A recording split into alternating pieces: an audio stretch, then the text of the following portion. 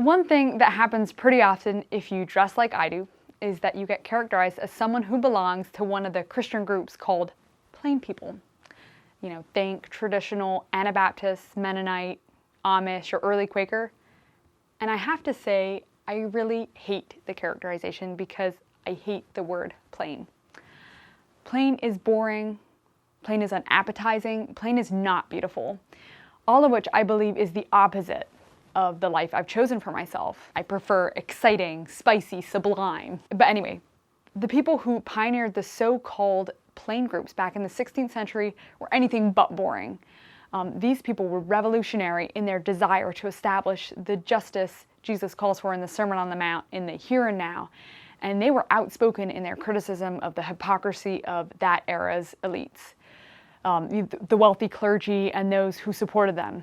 The world they wanted to build was not drab, simple for simple's sake, and conformist.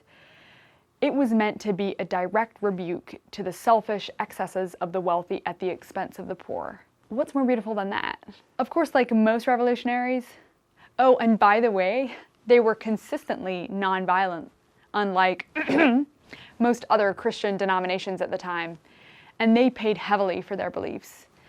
Many of them were executed in horrible ways that I don't like to think about. So I guess in a way it's no surprise that later generations were like, how about we just shut up and do our plain thing as quietly as we can? Maybe we've had enough stake burnings to last us. But while that's completely understandable, it's also turned much of Anabaptism into this sort of plain vanilla thing that doesn't interest a lot of people.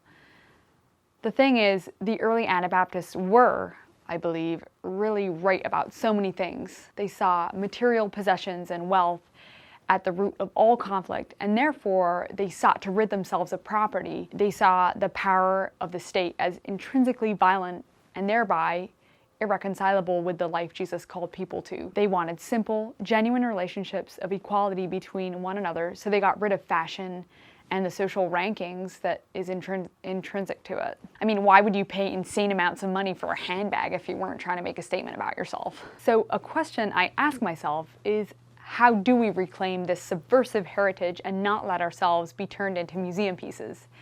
I'd be really interested in anyone's thoughts on this.